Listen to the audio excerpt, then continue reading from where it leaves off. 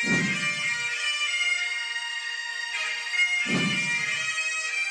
to that piece of lieutenant that's always on his podcast, bashing us, yeah.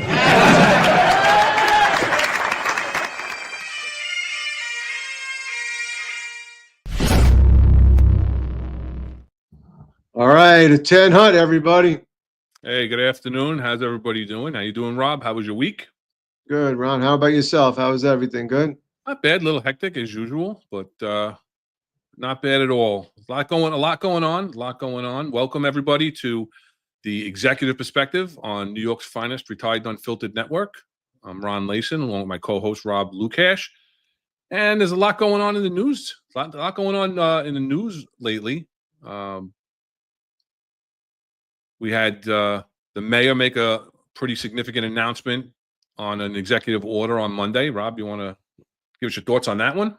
Sure. I guess the mayor on Monday, I'm hearing like secretly or quietly, right? He gave a executive order, which gave our good friend Kaz Daughtry a little bit more power. Apparently, he's given him some information, ability to overlook, not only the Taxi and Limousine Commission, the Human Resource Administration, the Administration of Child Services, ACS, and the Health and Hospital Police. All of these civilian-type law enforcement. And while he also has 10 other, he maintains liaison and reviews activity. That's the park, sanitation, health. So, Kaz Daughtry is probably one of the first guys from the NYPD that, I guess, as Eric would say, through rocket fuel, came up the ranks right to Deputy Commissioner of Operations. And now he's the Deputy Mayor of Public Safety. So one of my concerns is it the leadership or lack thereof, right? So we know that he had no prior experience as a executive or frontline supervisor, midline supervisor. He kind of just, moved right up to the top. So does that affect him? Does that affect the way he manages people? I firmly believe that any supervisor, you have to learn how to manage people. People are the most important thing. You can be a great CO of a precinct. You can be a great CO of an ESU. And you can do all those things, and you can learn the job, and you can put the pins on the crimes, and you can do all of that. But the biggest thing I feel is managing the personnel, because that is very important, right? So there's very dynamics with everybody, right? There's certain things that are happening at their home. There's certain things that they do at work. It's how to motivate people, how to get the job done in the way you want it to do, and bring those people also in with you so that it's a team effort. I'm a little hesitant to say that somebody like Kaz is capable of that he doesn't have that experience. Listen, I don't know Kaz Daughtry at all, but I know that going from that position, from a detective position, and now all of a sudden into this major role as the Deputy Mayor of Public Safety, that's a huge role, and that's a huge responsibility. And I don't know, is he going to get pushback from some of these agencies? I've worked with the FDNY for a long time. I don't necessarily think that everybody's going to be very compliant and happy to hear, what he has to do. He has to really learn how to manage these people, like I said. So I'm a little concerned if he could do it, and I'm wondering if he's gonna, if he's gonna fall at the end of that cliff. Is he gonna be that guy that was on The Price is Right, the little guy that would climb up the hill and all of a sudden at the end fall over because he wasn't able to complete all the tasks, right? But obviously, for the betterment of the city, we're hoping he does. But I don't know. He has a lot of learning to do. And what I personally feel is that if Jessica Tisch ever decides to leave, that he is going to come right back as the police commissioner, similar to what was done with the commissioner of corrections, right? You put somebody in a position, and then you bring them back, and then you make them, the PC. So I'm a little concerned. I think that his leadership skills is lacking. He's not capable of leading these people, And I think that he has a lot of work ahead of him. And I wish him success, but I don't know if he has that capability. Yeah, and you make great points, Rob, about the fact that leaders need to learn leadership abilities and skills. And that's something that Kaz did not do. I have worked, with Kaz and never had a negative interaction with Kaz when he was a detective and he was Chief Madry's driver. Chief Madry was the chief of housing at the time when I was an executive in the Housing Bureau. And I did have interactions with Kaz, and none of them were negative. I understand what some people say, and I understand the things that I've read, the things that I've heard from, personal firsthand accounts of how he's treated people. I don't agree with it. Again, I'm going to say I don't agree with his management style, but I don't know how he has a management style when he's never learned to be a manager.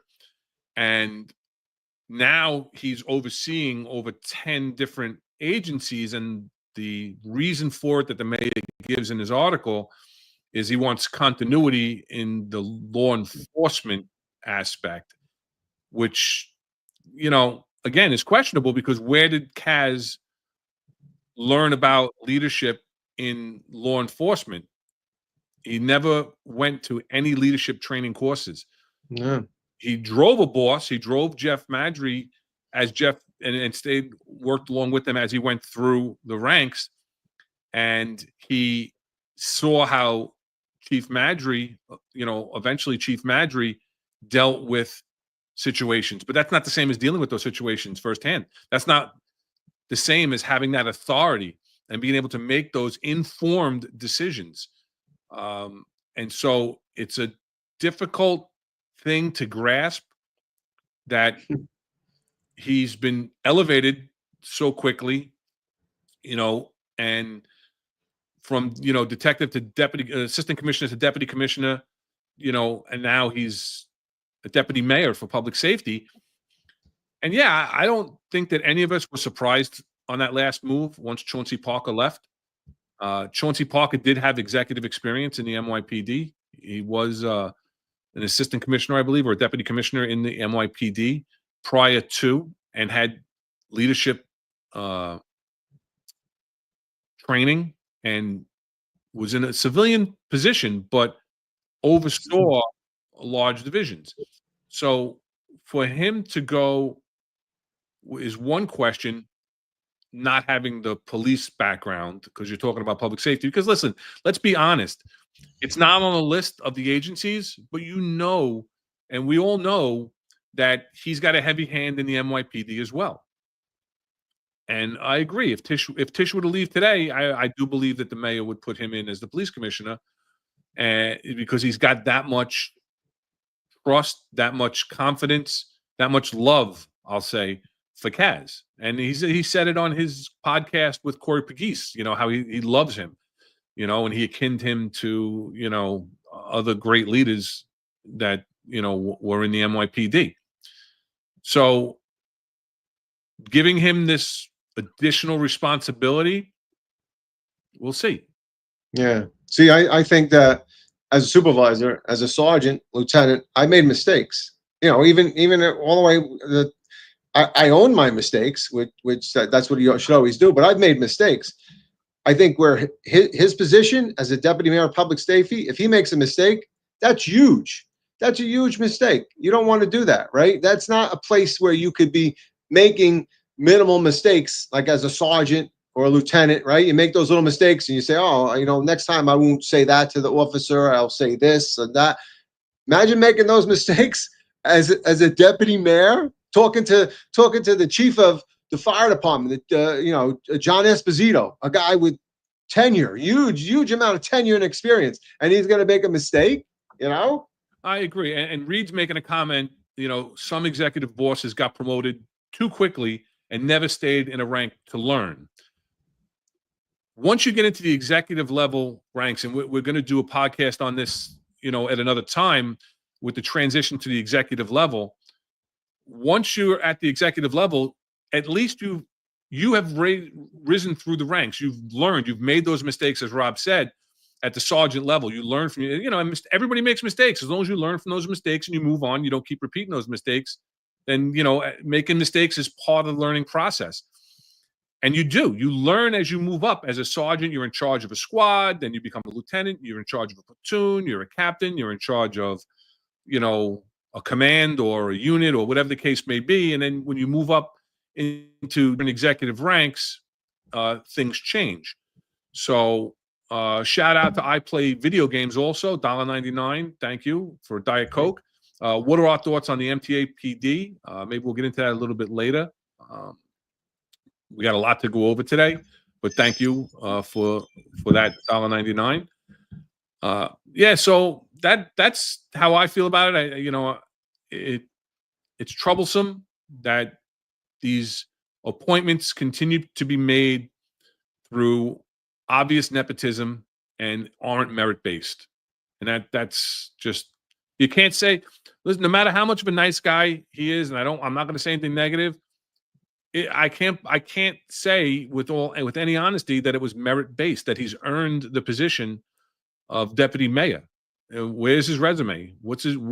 If he was in corporate America and he was going to put in for a position, I don't understand what he would put on his resume that would give him a fighting chance to have that position if it wasn't for the fact that he is close with the mayor.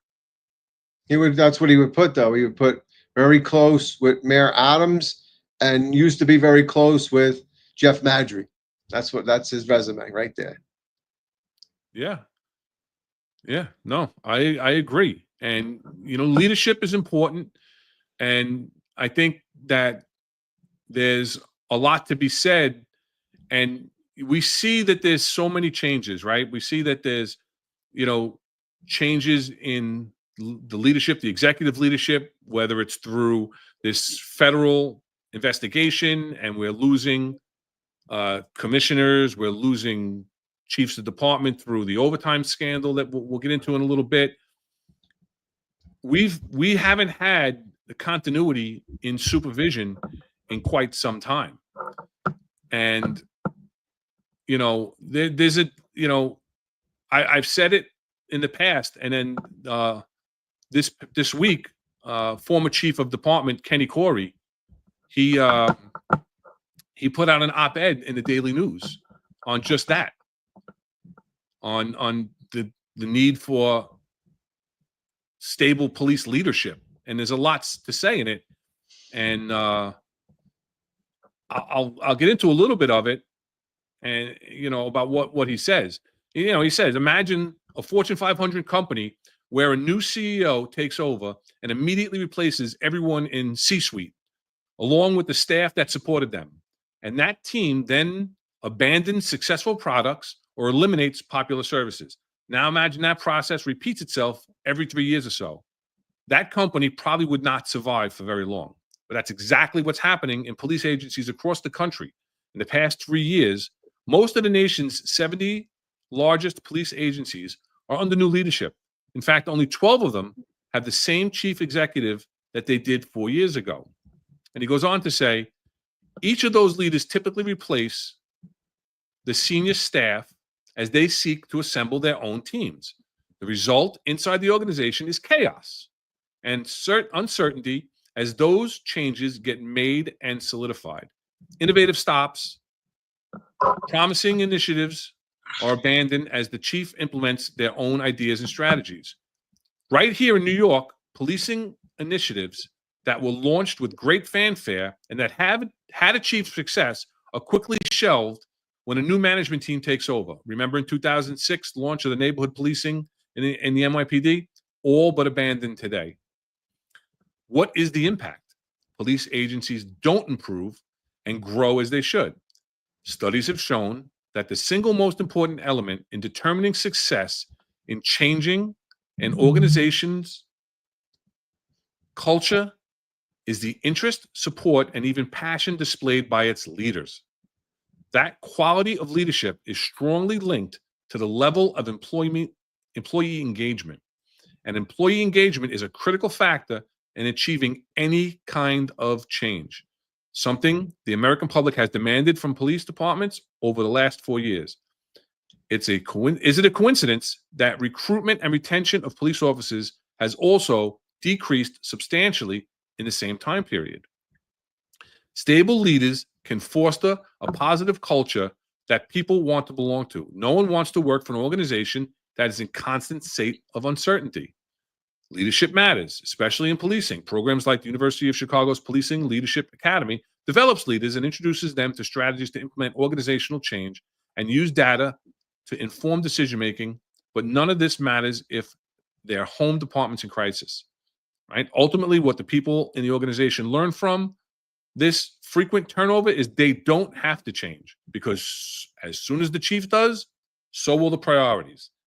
So here's the most important part, I think, of what he said in his op-ed. Exceptional leadership creates better policing.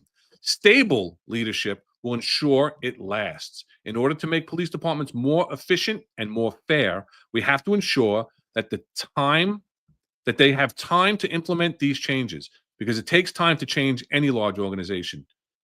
In LA, the chief is appointed for a 5-year term.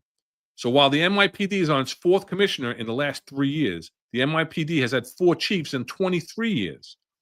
The tenure of police chiefs should not be tied to the whims of mayors or city managers, but rather for the set term during which they can only be removed for good cause. This will allow those departments to grow and develop officers that can be better serve the communities instead of being hampered by constant chaos and uncertainty. And I know I went on a little bit long with that article, but I think it's really important. I think he makes a lot of good points that obviously he has knowledge about the NYPD.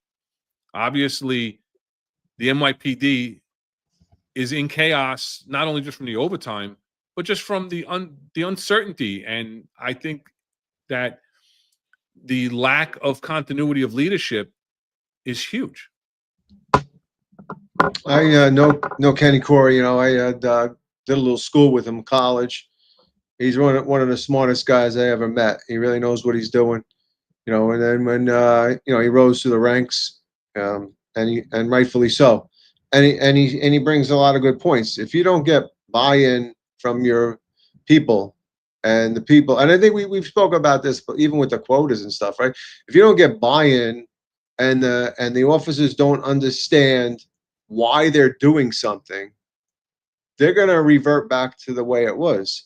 And then, like he said in the article, if leadership continually changes, yeah, we could play the game for a little while. Oh, okay, yeah, we're going to go get quality of life summonses. I'm going to go out there and do that. And then knowing that in a little while, things are going to change again. The amount of uncertainty at the upper ranks is bad for an organization. It leads to no leadership. I mean, it's just every time something changes, and then we're going to go in a new direction. We're going to go this way and that way, and the men and women with the boots on the ground are like, I don't even know what is hot and what's not anymore, because it changes from day to day. And the fact that Adams has changed 4 PCs in the 4 years or whatever is ridiculous. It just sets the tone. I mean, what people are you picking? That there's scandals, there's incompetency, and how do you do it? How does it, the men and women, even think that they could do their job? Then it's ridiculous. Yeah, I see Eric in the chat. Shout out to Eric. And I just want to, I didn't say it in the opening, but I just want to thank everybody in the Finest Unfiltered family here for the continued support for Eric and his family and his son Derek in his courageous fight against the brain cancer.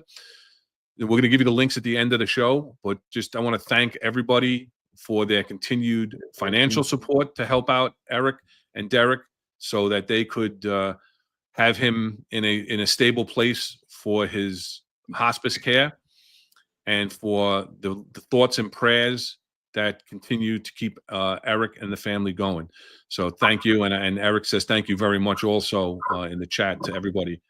So, but yeah, it's, it's one of those things where you have all this uncertainty at all times, and everything changes from day to day, and the rules change, and sometimes there are no rules. There are no rules, and they skirt the rules. So we'll get into a bit more of that later on in the show. But there's still a lot of other stuff in the news lately that's going on this past week. And one thing that I didn't see on the mainstream media, I didn't see it, and even when I Googled it, I had to look deep and only found two articles: a Daily News article and a Gothamist article on this.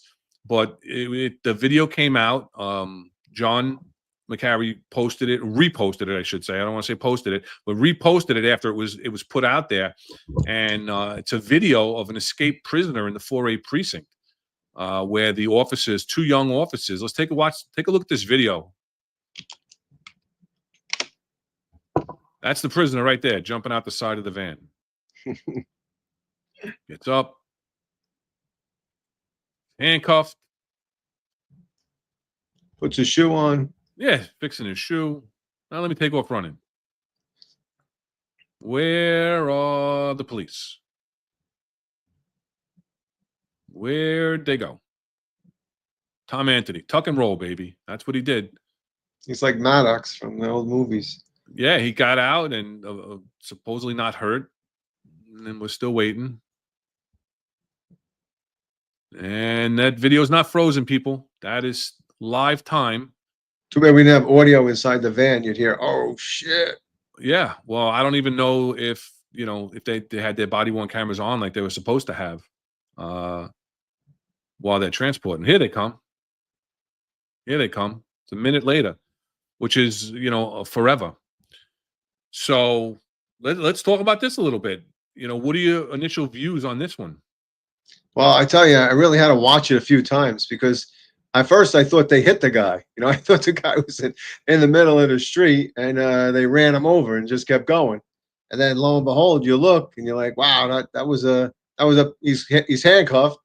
He must have rolled out of the van. How he got out of the van, I mean, and how they didn't know he got out of the van is still a mystery to me. And he literally he has enough time. They don't even notice, right? So, I mean, years ago we were taught, especially without the cages, right? With the RMPs, the radio motor patrol cars or police cars, one guy would sit behind the driver's seat, right? And one cop would be behind the driver's seat, and then the driver. And this way you maintain control of the prisoner, who would be to your right, and you protected the driver. The same thing with a van. The van, you were supposed to get in the back and sit with the prisoners. I'm going to assume that they were both sitting in the front. I don't know, were they on their phones? Were they doing something? They obviously weren't, not even turned around looking to make sure that, the prison was back there. In addition, they had changed the policy, right? That the body-worn camera was supposed to come off and turn around and look at the actual prisoner or whatever. And even I looked at the patrol guy later on, and because this guy, I think, was wanted for a homicide or an attempted homicide, that to me, that's a desk officer responsibility. That's a high risk, right? So he should have, in those circumstances, actually added another officer in that van to protect everybody. He had his authority to do that. Now we'll talk about lack of manpower and lack of personnel. Was that a factor? But I mean, yeah, that's my initial thoughts was, if I was going to take it as a duty chief, I would be very, very unhappy with it. And Yeah. I personally, I've spoken to somebody very close to the investigation, and that they were both sitting in the front, and they heard a thump, and didn't even realize he was gone. Called out his name, and turned around and realized he's no longer there. So they were both sitting in the front and did not realize when the prisoner had, I can't tell by the video, and I didn't ask. It looked like he was front cuffed, which would mean that he had to, manipulate himself. And I've seen it done before. Get his arms from his back to his front. But again, if you were properly situated in the van, like you said, he's supposed to be sitting in the back of the van, and you're supposed to be sitting between him and the door so that he can't get out. Now, I can't tell. Is he front cuffed there? I mean, So hard to see. Do you remember when you used to go to the hospitals and check on the hospitalized prisoners, and everybody was supposed to be leg shackled? Oh yeah. And so I mean, you could, I don't know, with the magnitude of that collar, I don't know what his history was, but protect the cops also. Where the sergeant on the desk or the lieutenant, hey, let's get leg shackles or whatever. I Sure. mean, you know, And he's supposed to, even like with the daisy chain, right? Desk is supposed to ensure that the person is properly secured before they get out, right? Even come out yeah, from behind the desk if they're yeah, on a daisy chain, but there's no daisy chain in this situation. It was just this one prisoner. And again, now you had two rookie officers. They both had less than 2 years on the job, transporting a homicide prisoner. But now, so some people question, well, why didn't the squad transport their own prisoner? Because that's not a patrol collar. That's a squad collar, obviously, because right, they're being charged with homicide. Well, it's 5:30 in the morning. There's no detective working. The only detective working may be the case detective that's still yeah, there, or or night watch, if somebody's doing a right? rap, right? Night watch isn't going to take that collar, No, that's what I'm you know. saying. That's But what. it's going to be somebody. So it's either wait until the morning and have the detectives when they come in at 9 o'clock transport them, or you want to get rid of the prisoner. You don't want a prisoner in the house, station house. Let's go drop off this prisoner. Again, it would be a non-issue had they properly secured their prisoner in the van, Yeah, properly positioned themselves in the van, because they would have saw him trying to manipulate, you know, the yeah, the handcuffs to the cuff. front, if he was handcuffed in the front. But either way, he still was able to get from whatever seat he was in over to the door, open the side door, because I know on John and Eric's show, people were saying that van is one that doesn't have the sliding door. That's got the two doors that open up on the side. So, but he was able to, the door wasn't locked, open up the side door and jump out. Yeah, And now, some people in the comments are like, hey, they caught him, no harm, no foul. I don't necessarily agree with that. I could tell you, anecdotally, I had one case when I was a duty captain in Brooklyn North, and two officers were transporting a prisoner down to central booking. They were stopped at a red light, and it was a cage car. So the prisoner was in the back seat. The two officers were in the front seat. At the red light, the guy jumped out. He's still rear cuffed. He jumped out. They start yelling over the radio, escape prisoner, foot yeah, pursuit. Right, exactly. Right? Mm. Foot pursuit. They caught him on the center median. He literally, they were in the lane of traffic going to central booking in Brooklyn. He got out on Atlantic Avenue. He got to the center median and they reapprehended him. Mm. But now all the bells are whistling going off. They're over the radio, escape prisoner. I respond over there and I do an investigation, and that wound up being a command discipline for failure to put on the child safety lock on the door, because that's one of the things in the patrol guide. That wasn't an escape prisoner. They did everything else right. The guy was rear cuffed. He was in the back seat. They saw him exit immediately. They put it over the radio immediately. Well, that's what it should have been. It should have been an unauthorized radio transmission. Right. Now, listen, we pulled in the 4-1 precinct. I get out. My partner gets out. I think it was a female prisoner. She gets out of the car and she bolts down the street. Now, yeah, would we have put? No way, man. You don't put anything like that over. I look at my partner. I go, Mark, what the hell? Who's running? Who's getting back in the car? So, I mean, we caught her down the block on Simpson and Westchester, but hey, mums was the word, man. We didn't lose a prisoner. We didn't, it wasn't even an attempted escape, right? So I saw somebody in the comments said, years ago, there was no such thing as escape prisoner. It was just a lost pair of handcuffs. Exactly. That's why you never took the handcuffs that had your original numbers on. You always bought one from one of the stores and used them. They stayed in the locker. They stayed in your locker forever. That is an old school. That is an old school trick. And I'll tell you another quick aside. When I was a sergeant in the 7-8 precinct, I had a fellow sergeant had somebody stopped inside of Prospect Park, and for whatever reason they stopped him. He was going to be one under. They got one handcuff on, and the guy took off, and they couldn't catch him. He winds up. We didn't even have like an 85. It's like next thing you know, he just showed up like, yeah, I lost a prisoner. Called the duty captain. dimed himself out and that. But Eric makes a good point. Eric Dim makes a good point. Luigi Mangione was escorted by ESU and Mayor Eric Adams. Why was this murder suspect not escorted in the same fashion? Yeah, that's exactly what that is. I mean, listen, we have murder suspects that are transported. If it's not a high profile case, if it's not going to be a quote unquote perp walk where the video cameras are going, they're transported by the squad and or patrol down to central booking. You know, and that's not an unusual, that's standard procedure, I would say. You know, usually the squad's going to transport their own prisoner, but you're never going to see this. You know, a guy that's just with that picture. What is the issue there for? Okay, are they for somebody that's going to try and kill Mangione? I don't see a vest on him, right? Are they so concerned about his safety, or why do we need M4s being carried? It's just a complete photo op. I've never, in my experience with 20 years within the ESU and the Special Operations Division, I've never seen this. I mean, we've transported. Who was there was a big drug dealer from Mexico. We used to take him from the Manhattan court back and forth, but we were in a CAT car, which is a counter assault team, and they were in a car. There was never like that, and there was never like a perp walk like that with ESU. I question. I know why, right? It was just a photo op, but what was the mission? What were they told? Hey, if you see somebody coming up and trying to kill Mangione, shoot them. I mean, what if that's the case? You remember how sometimes you'll see perps have a vest on because they're concerned about the safety of the perp. Yeah. I don't see any vest on him, but I mean, El Chapo. That's what it was. Thank you. What was that?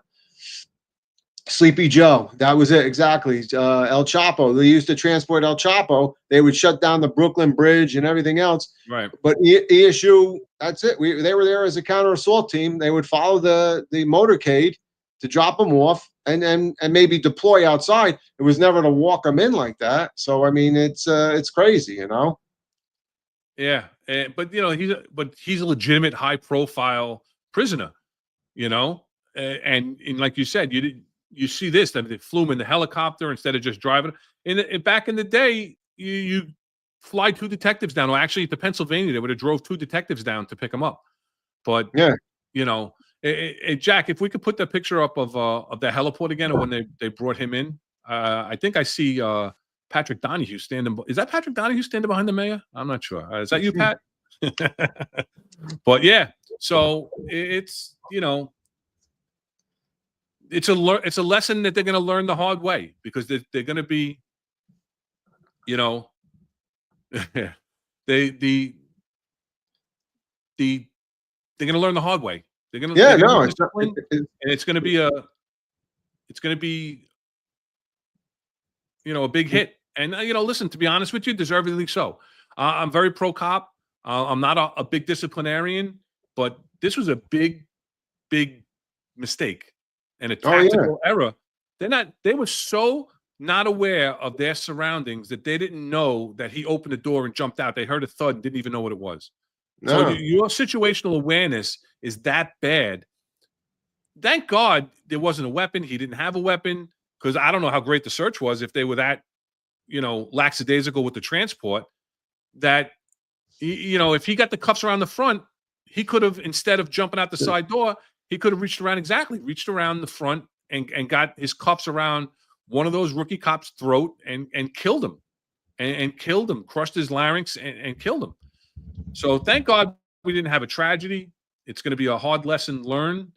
And, it's one of those things, but it just amazes me that the NYPD somehow kept a media lid on that, because that didn't get out. And that was a pretty, that video didn't even go on, I didn't see it get even picked up after it went on social media by any of the mainstream media. Like I said, I did a deep Google search, and I came up with a Daily News article and a Gothamist article, and they didn't even have the link to the video. Yeah, so I don't think it's a copyright issue at that point. But yeah, so that was one of the things that was going on this week in the news. Another thing, we're 35 minutes in. Let's smash that like, hit the subscribe. Let's get this podcast moving. But what else? What else is big in the news this week? Right, the SBA contract hit a little snafu. Right, the 11th hour, they're saying that they were ready to sign their contract, and that downtown is now imposing an 11th hour demand that sergeants work 12-hour tours in the contract talks, which wasn't part of the alleged agreement that they had come up with that they were getting ready to sign off on. That wasn't a concession that they were willing to give and that they were supposed to be giving. So what did you feel about when you saw that? Yeah, I just think it was kind of unfair, right? I mean, you think you're at the bargaining table, you're making agreements in good faith, and then all of a sudden they throw this in there. And you see that the PBA has already, settled their contracts. So a lot of the other unions kind of have to fall into the same type of bargaining. And because there's a less amount of personnel in each of those unions, there's more concessions, right? So you kind of have to give up. You remember when we gave up the range day, and we had to go on the range on our own time.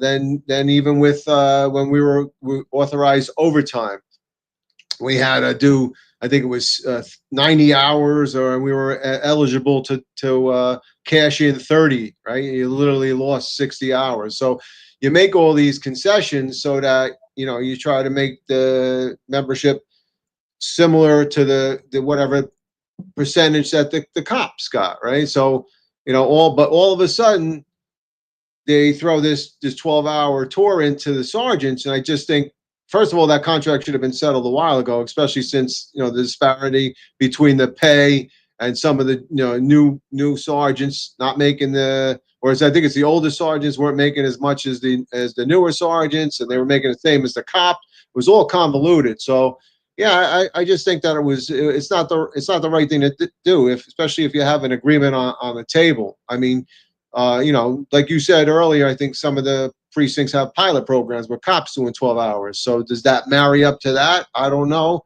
And what if it doesn't? Right? What happens if all the sergeants do 12 and then not all the cops do 12? Well, yeah, that's an important point that you're bringing up. The fact that the police officers in these pilot programs, this is a pilot program that started in May of 23. It rolled out in the Bronx in transit housing and some Bronx commands where police officers were doing 10 or 12-hour tours. It was part of concessions that were made in their last PBA contract.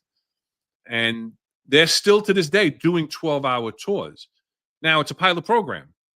So there was no guarantee that it was going to go job wide. They were going to reassess it. It was supposed to be better for the work home life balance, right? And for your mental health, and give you 60 extra days off over the course of the year. So it's a pilot program. But now the sergeants are out of contract. That's not something that's in their contract. That's something that has to come through collective bargaining. And the fact that they're not signing on to it is problematic for the whole PBA part, because sergeants are doing 8:57.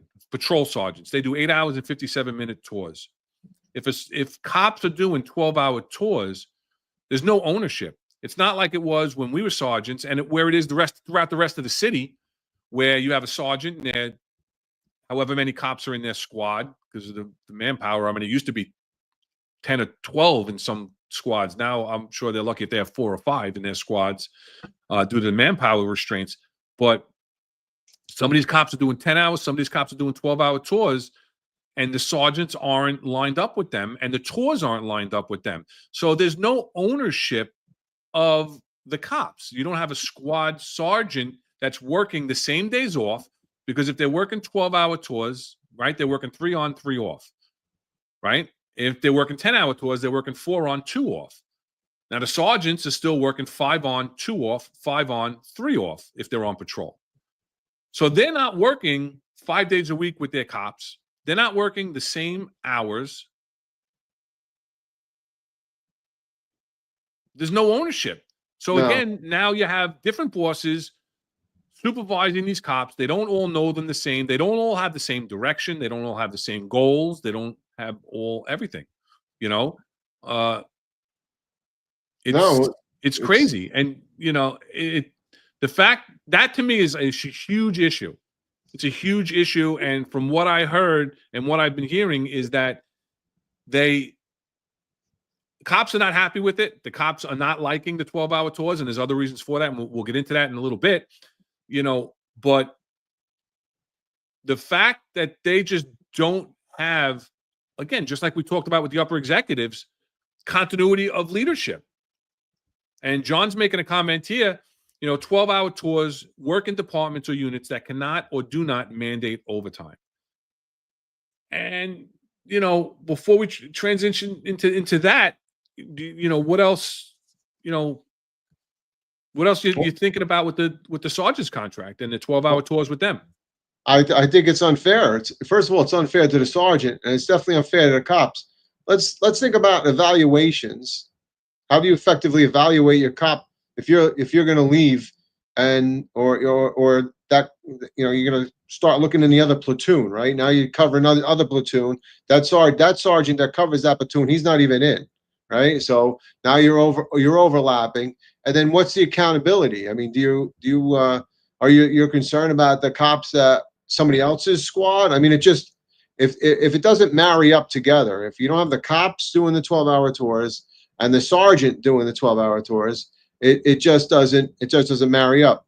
And I'll throw another bone into the mix here. Listen, if you work 12 hours, and let's say, like John just mentioned, you're mandated 2 hours overtime, right? So that's 14 hours. Now, if you live out on Long Island, you take the Long Island Railroad, right? You got to wait for the train. The train takes long. By the time you get home, what do you have, 4 hours of sleep before you got to jump back on the train? That doesn't sound healthy to me, right? So it just throws everything off. I mean, I'm more of an advocate of 10-hour tours because it's still less appearances, a little more freedom. But then again, if you're gonna talk about low personnel and you're gonna start mandating overtime for these transits or for anything else, that throws a huge monkey wrench in. I mean, you're gonna have 20 guys sleeping in the precinct. I mean, it's ridiculous. You're not be able to make it home. I've worked 8 hours on a midnight and fallen asleep on the ride home because the So I mean, could you imagine? I mean, I maybe the DEA will drive everybody home with Uber then. I mean, that's what it's going to come down to, But it's dangerous. No, it definitely is. And so I think the biggest issue is if they don't sign on to it, then the pilot program has to die. The 12-hour tours has to die because you can't have the supervision offset like that. It just won't work. I mean, listen, when we were coming up, right, you had bosses that they're your boss. You're going to work for your boss. You're going to do what your boss needs you to do. You're going to work for your boss if you have a good boss, right? But at least you have continuity. You know what you're coming to work for every day. You know who you're coming to work for every day, and that's a big deal. That's a big deal for your mental health. We talk about the mental health of our members all the time.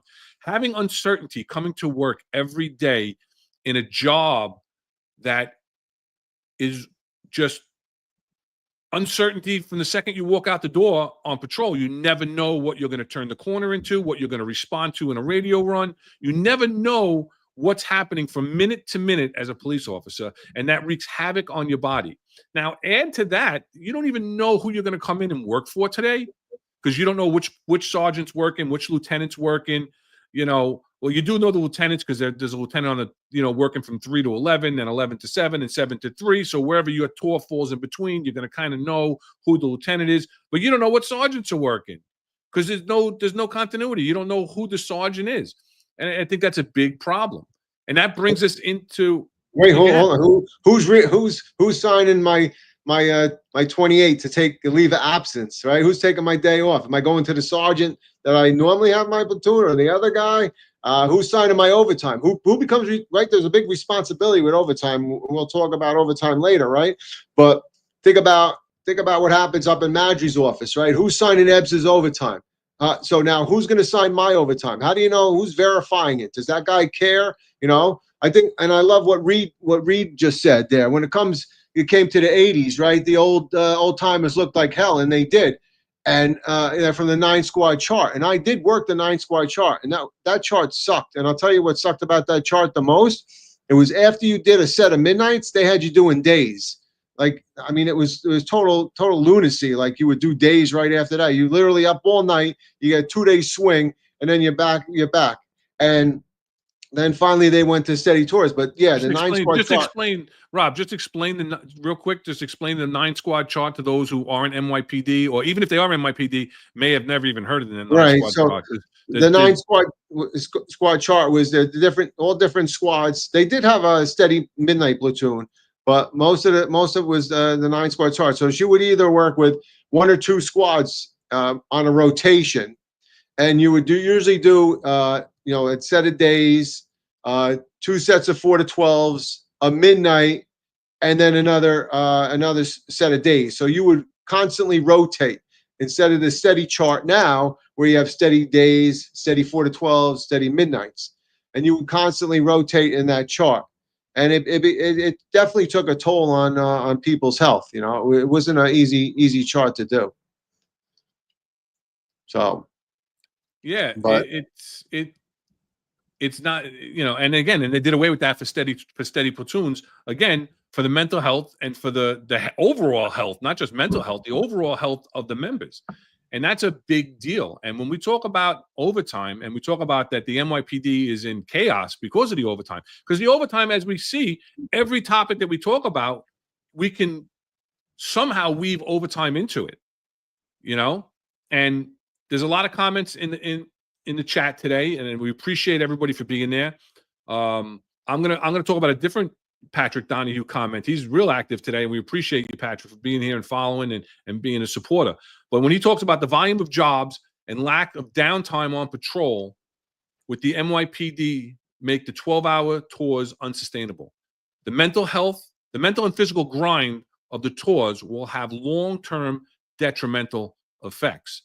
And that is true. And so before we start touching on where everything touches and how chaotic the job has become, and the fact that I think that they're using overtime as an answer to problems that it's not the answer for, the Department of Investigation did a study and looked from 2019 to 2021, and they looked at over 900 police officers, and they did this study about how overtime affects the officers and the NYPD.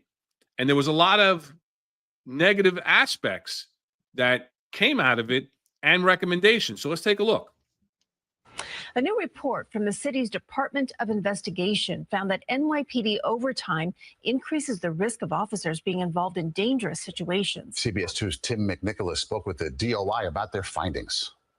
The new report from the city's top watchdog says the day after an officer works the average amount of overtime, about 4 straight hours, they're 18% more likely to suffer a workplace injury, 20% more likely to be involved in an incident where force is used either by or against an officer, and 36% more likely to be the subject of a substantiated misconduct complaint. What we're saying is that relationship, that increase in risk, is really worthy of further study. Jocelyn Strauber is the commissioner of the Department of Investigation. What should the NYPD do to address this? The first thing is to develop some policies that do limit overtime and that do address the risk of negative policing outcomes and fatigue. In a statement, the NYPD thanked the Department of Investigation and said it will evaluate its recommendations. The NYPD also said it's taking steps to help officers manage their work schedules, including a new pilot program that allows some officers to work 10 and 12-hour shifts in exchange for more days off. In taking care of you, we recognize that you come to work and then being told you have to stay extra hours is a hardship. You have families, you have things that matter in your life that you want to get back to. The new report studied about 900 officers from 2019 through 2021. It also recommends the NYPD make policies to address fatigue and train officers on how to recognize and mitigate fatigue. So it's important, I think, that officers, be sufficiently rested to do their jobs as well as they can. The Police Benevolent Association responded to the report saying the NYPD relies on overtime because they don't have enough officers. Mayor Adams sent us a statement saying responsible overtime is necessary given the city's public safety challenges, but he's focused on making sure overtime does not affect officer performance. In Midtown, Tim McNicholas, CBS 2 News. And again, that was in 2023 that came out. So, I mean, look at the ramifications. They're talking about after doing 4 hours of overtime. 4 hours. Wow. What officers are doing 4 hours of overtime these days? Who's doing 4 hours of overtime? And after 4 hours of overtime, of those 900 officers, right, 18% more likely to suffer a work-related injury on your next tour, 20% likely to have an incident of increased use of force because they're not well rested, they're agitated, whatever the case may be, and a 36% increase to be subjected to a substantiated misconduct allegation. That one, personally, I think may have to do with the time frame of their review going through the summer of 2020, because they did this from 2019 to 2021. So you had the summer of love with all the different protests. And so I think a lot of the substantiated allegations may intertwine into that. But I'm sure that you're using, you're 20% more likely to, be involved in the use of force. So you're going to have higher allegations against you. But what I find really interesting is that they talked about it. Well, the officers have to be well rested, and that these things aren't. We appreciate you. The NYPD says we appreciate it. We'll take a look at it. But the 12-hour tours was supposed to, in the pilot program, right, was supposed to help by having 60 less appearances for the year. That's not the case. That's not the case. Like Patrick says, they're only your extra days off are only beneficial if they aren't ordered in for mandatory RDO overtime. And everybody's being mandated for all of this overtime. So, I mean, there's so many different facets that the overtime constraints, the overtime issues are causing, that is causing, like we said when we named this episode, the chaos in the NYPD. When you hear about the overtime, and again, let's touch on it. Let's not avoid the subject of overtime abuse by executives and their staff at 1PP. Listen, so the extra 60 days, I think you're going to be sleeping most of those days, right? Because you're exhausted from working. So really, you're just catching up on the sleep that you missed. I'll give you an idea. How about this? How about the cops, when they make an arrest, like in some other law enforcement municipalities, bring the prisoner, give it to the squad. Let's hire more detectives. Let's get more detectives in the squad. Let's get arrest processing detectives so that they can do debriefs. They can interrogate the prisoners, do a thorough investigation. But when a summary arrest is made out on the street, let the cops bring the prisoner in, sign a quick little affidavit on what their observation were, and then go back out. Then you're not losing cops on the street, right? You're not losing that. And then that 10-hour tour, that doesn't turn into 15 or 16 hours because now you got to go see the DA or wait for video booking. I mean, look at the disparaging number there. 2,000 less detectives. I say let's pump up the detective rank. And let's reshape this whole organization so that cops can get back out on the street and do their job. Don't have to worry about transportation of prisoners. They don't have to worry about the sitting there waiting to talk to the DA and get them out. And then at the end of their 10 hours or their 12 hours, they go home. Right? Let's stop with the mandatory. I mean, this is a problem, a systemic problem that has happened starting, I believe in, way back when, 2020 or whatever, but it's continually progressing. Everybody's talked about it. Everybody said, this is a new plan. Guess what? Nothing's working. We keep talking about the same crap over and over again. Somebody's got to step up and deal with it. You could do all the DOI, like I think Tom, I think Pat mentioned it. Like, what are they doing? Why are they even investigating that? Like, how is that an investigation? This study, it doesn't match their memorandum of understanding, right? How do they even get involved in that? And that's fine. You could do 1,000 studies, and what happens? You don't do crap about it. It's not going to fix the problem. And so what do they do? Put them on overtime. Put them on overtime. Bring them in. Bring them in. They beat the crap out of these poor cops. It's sinful. And now because of the bullshit that goes on up on the 14th floor, or actually the chief of department's on the 13th floor, they're pulling the rug out from underneath them now, right? Oh, you can't have overtime. It's corrupt. It's corrupt. Yeah. Where was it corrupt? Up there on the 13th floor. All right, we got angry Rob out here today. I'm sorry. I want to help I want to help the department. I want to help the cops, No, I agree with you. And I think, given our executive perspective on this, it's something that's been talked about. It's been talked about on John and Eric's show. It's been talked about on Sal's show. The overtime issue is touching everything. And like you said, where was the abuse? Listen, there's some abuse at the lower command level, but where was the absolute abuse? The absolute abuse was up, like you said, up on the 13th floor.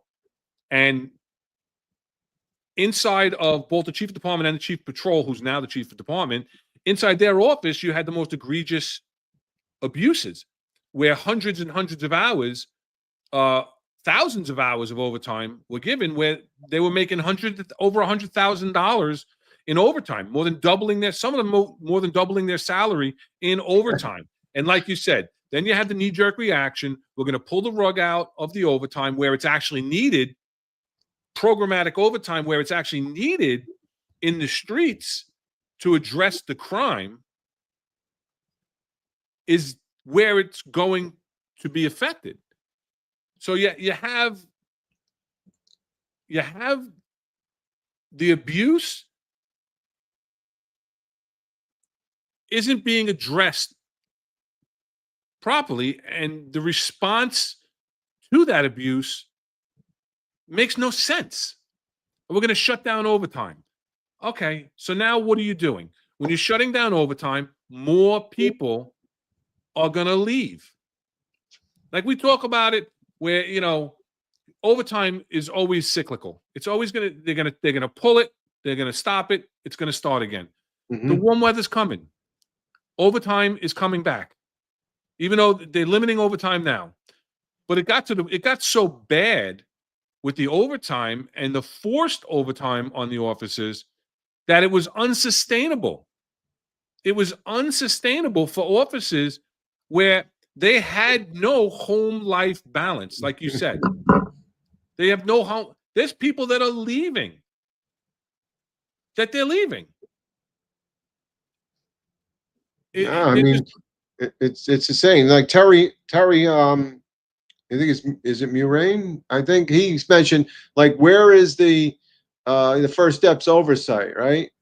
But there is oversight. I think when Samara Cohen talks about it, there's an ICO, right? There's people in the precinct that assist an ICO. They're looking at every slip. There is mechanism to control overtime, but when you mandate it and you drum it down and say you got to do it, and they're backfilling vacancies of police officers. That's what they're doing. They're filling vacancies right there, and they're giving cops overtime. Okay, but they're not correcting the problem. The problem is the personnel issue. It's not drumming overtime, and then excessive overtime leads to sometimes abuses or whatever. But there is a system in place.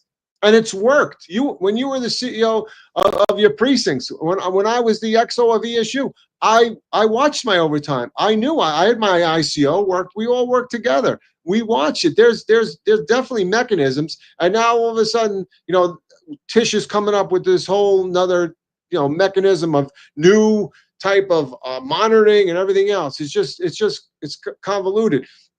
Also, everything's in the department city. Was it city time? You can pull that stuff when a slip is submitted. You can pull people's city time information and get live information about how much overtime they have. But I think because of what happened up on the 13th floor, what happened with the previous police commissioner, it was just hit. They were just shelling out money. Do whatever you got to do. When the top lets everything go and just do what you want to do, then like we talked earlier, right? We talked earlier about the leadership. If the leadership isn't doing it and there's not understanding what's going on, if they're running amok, how do the poor guys on the street, right? It's gonna be, hey, I need when you were CO and you needed somebody for overtime and there was only like everybody was gone, but the one guy had extra hours. You're like, yo, you got to stay. That's it. I'm sorry. You're going to be there. I'm going to go over the cap. Inspector, I'm going to go over the cap. Listen, right now, I don't give a, because I need a body and you're going to stay, right? So they're forced their hands. Yeah, you kind of got ahead of me, and sorry. Yeah, no, that's all right. It's all right. Listen, this is, it's a conversation, so we never know. But yeah, it's true.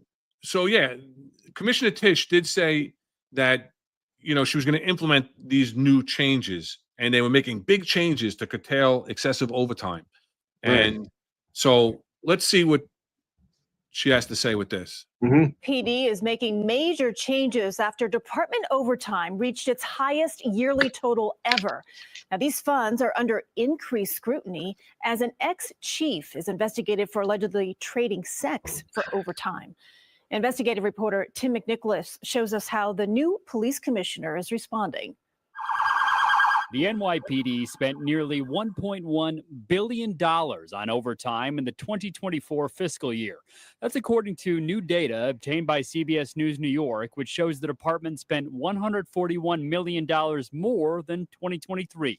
We were dealing with the unprecedented level of where we needed police officers. The number of protests we had, that impacted a great deal of people. Starting this year, the NYPD says each bureau needs overtime compliance officers, and the bureaus must produce new monthly reports on overtime. The department is also giving each bureau monthly overtime limits based on job responsibilities. I can't speak to the past, but what I can say about the present is we have articulated very clear overtime controls. Last month, Jeffrey Madry resigned from his role as NYPD Chief of Department after a female lieutenant said Madry traded overtime opportunities for sex. Madry has denied those allegations, and the city is still investigating.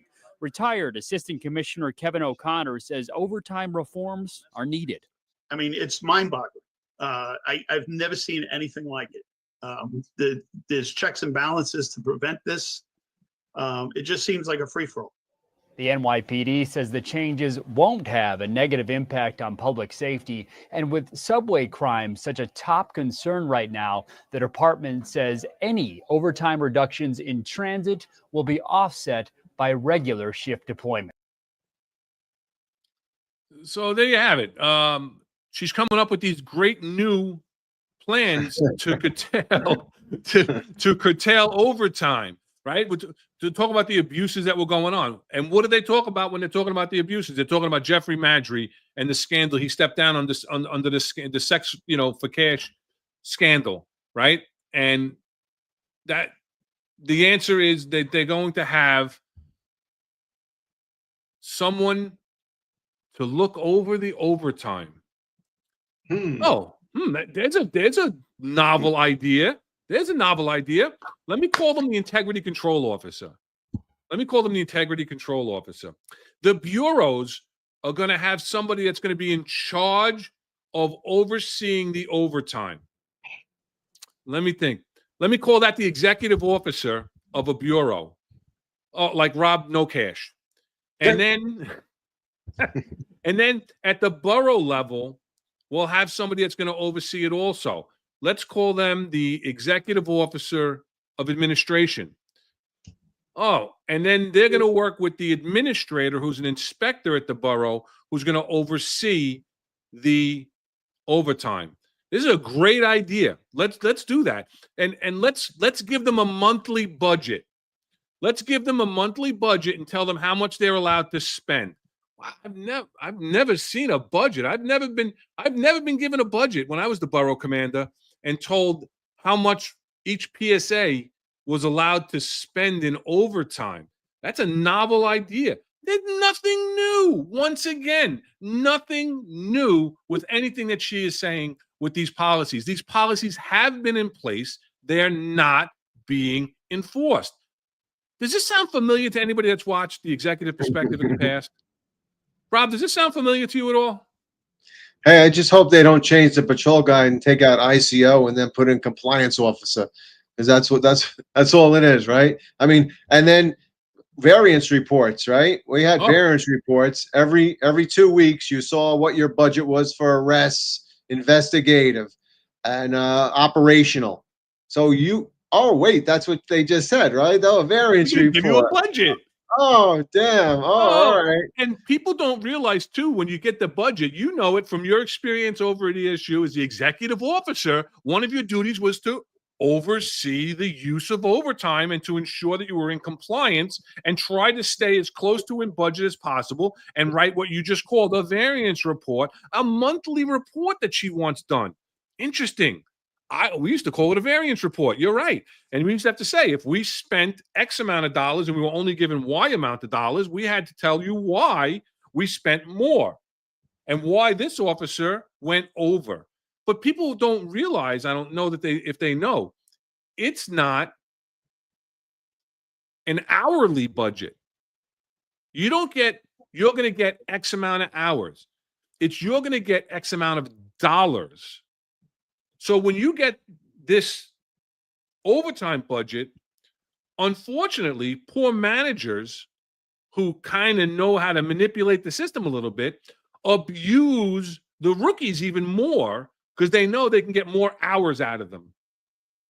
Because they can get more hours of overtime to fit within that budget.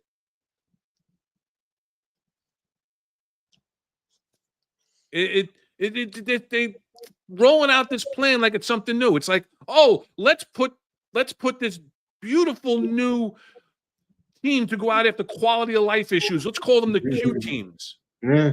Well, I called them conditions. I called them conditions when they were in mine. Kaz Daughtry and John Shell, they tried to call them the CRT. And then how well did that work out in the long run? But now we're going to call them Q teams. Well, let's call them compliance officers instead of the ICO. Let's call it a monthly report instead of a monthly variance report. Let's call it a budget when we had a budget. I don't understand. I don't understand how she stands there with a straight face like she's reinvented the wheel when every plan that she has put forth is basically just, let me erase one thing called, the subject of the 49 and call it something new. But the body of the 49 remains the same. And maybe we'll use, if you're really good with Word, and you could use find and replace. For those of you who are pretty good with doing 49s or doing things in Word, in Microsoft Word, if you go to find and replace, you could take a word, find it anywhere in the document and replace it with another word. And that's what she's doing. That's all she's doing with this. But the problem is that's not the answer, because these checks and balances were there all the way up. And then we, as a borough commander and as precinct commanders, and I'm sure in the emergency services unit, you had yourself and whoever else was below you in the structure of SOD that was in charge of the overtime. If somebody really blew out the budget, we used to have to go to the First Steps office and sit down for an in-person interview and explain, in not the nicest atmosphere, why these officers are on the top list. So how in God's name did all these people make so much money when there was this thing called the variance report? And right in city time, it's the push of a button. to get this report. To get this report. Listen, I'm going to push back on Eric earlier today, right? When we talked about, leadership in the department, like a police commissioner. If she had experience within the NYPD, other than being an ITB, right, the Information Technology Bureau, if she had the experience and came up through the ranks like a Kelly, a Joe Esposito, she would understand that many of these things that she speaks of were already in place. And she doesn't really look very intelligent by saying all these things and saying this is like she just discovered plutonium, because she didn't. She's just regurgitating the same stuff that's being done all the time. If you want to reevaluate the steps and the procedures that are being done within the department at this time, that's great. That's what you want to do. But don't think and say that you're coming up with something new and changing the name compliance officer. So you could change the name of something, and that doesn't make it any different, right? It's just the same thing. And that's where I say that somebody that was in the organization, that knows the organization, has come up through the ranks, would have a better understanding of it. She can learn it, and to Eric's point, if she's a good leader, she would learn it. So maybe I'll recant a little bit about going totally against Eric. If she had, and I'm going to bash her, because I'm going to say if she had the intelligence or surrounded herself with the right people and not just yes people, she would know that this whole overtime variance and all this existed, and understand it how it didn't really work. What was the main cause of the problem? Right. Not that it was in place, but why wasn't it used? And that's where I think she's lacking. And I'm going to agree with you, where there was no accountability. And I think to this moment, there still hasn't been any accountability for this overtime abuse. Somebody said it earlier. I'm not sure if it was Patrick or who said it earlier, that, Epps' overtime has never fully been investigated. She was allowed to retire. She was allowed to retire. I don't believe she got her good guy letter because she retired. She vested out, and she was under investigation. So she's not going to get her good guy letter, but, that means that she can't carry a firearm after she retires. But again, I don't know that there's not an ongoing investigation into that overtime. I think that they're going to be hands off because of the sexual misconduct investigation that's tied to it. But again, it's not just her. It's not. Listen, the Epps investigation with Chief Madry is the one that's on the forefront. It's on everybody's mind because it was front page news. It was all over the newspapers. We lost the highest ranking uniformed member of the service under a scandal. And so that's the overtime abuse that everybody's talking about, but that's not where it ended. There was overtime abuse, and a lot of it was happening out of the 13th floor, and they transferred some people out. They transferred some people out when they identified the people that were on the top of that list, and say they transferred them out. And I believe, out of Shell's office, there was quite a few people that were very high on the list, and they were transferred out once that list became public. So it's not, I'm not going to say if the MOS are, Patrick is saying not one MOS suspected of OT fraud has been held accountable. Tish's response has been to bury the sword, plant seeds of diversion, and hope not checks the newly dug graves. Now, I don't know about digging any graves or anything like that. I don't know about, there's allegations of the excessiveness of Epps' overtime and whether it was humanly possible to physically be at work and do that many hours of overtime. But again, that's that one case. That's that one case. For the other cases of the officers that were that did excessive amounts of overtime, I'm not going to fault those officers. They were allowed to do the overtime. They were given permission to do the overtime. They were authorized to do the overtime. Their overtime was approved by their executives. But so where's the accountability on who approved that overtime? Who signed those slips? Who said it's okay? Again, the ultimate buck stops right in the first deputy commissioner's office. Yep. But there's also a ton of checks and balances in between. There's a ton of checks and balances in between that she is portraying to be new. And they're not new. Like you said, they just were not being followed. But again,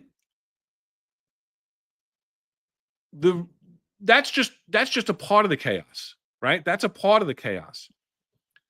The rank and file that are being, I hate to use the word abused, but somewhat abused with the overtime, where they're being mandated to do overtime on all their RDOs. Someone put it in earlier, try scheduling a birthday party or anything like that for even your kids or whatever, because you never know, especially when they were forcing all that transit overtime for the optics down everybody's throat and everybody was doing all this transit overtime. The officers are getting no time to decompress. There's no work-home balance. And that's causing mental health problems. That's causing physical problems. That's causing an exodus problem. And Joanne Ariola, who's a city council member, she's the minority leader for the New York City Council. She was on Sunday on In Focus with Cheryl Willis, and she made some pretty good statements that were related to the exodus, which we all have acknowledged that there's a mass exodus in the NYPD where we're unable to maintain the staffing levels. And as far as the staffing levels, you have the last public information that's available on the staffing is in October of 2024.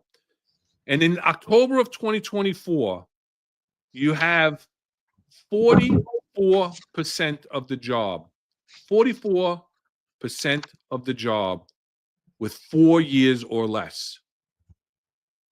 Now, I'm sure that percentage has gone up because as the PBA has been publicizing in the last 4 months, over 1,200 officers, police officers in the rank of police officer, have left the job, whether they resigned or they retired. And I'm going to say that, a good bit of them have retired. Now, they put 1,000 officers in January, but the normal attrition rate for the academy classes is 10 to 15% of itself. So you have the officers doing so much overtime that it's affecting them and their home lives. There's several different aspects of it. And if we can get the video from Joanne Ariola up, let's take a listen to what Councilwoman Ariola had to say.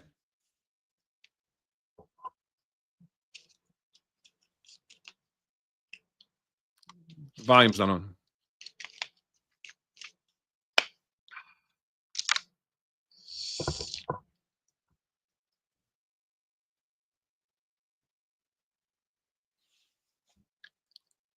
Jack, we're not getting the volume on that.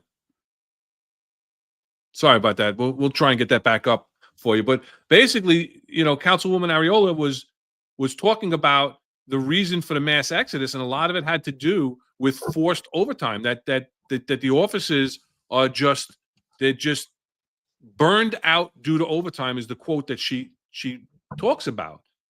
So again, some officers are actually leaving the job because of the overtime, because they just have no homework life balance. Yeah, that keep in mind though also that the population in New York City has gone up, right? Since 1990, close to about 1.5 million. And really the personnel in the department hasn't, right? They maybe a small increase, but not comparison to the amount of people that they have to protect. So again, how do they fix that problem? They throw overtime on people that don't want it, and eventually it takes a toll on you.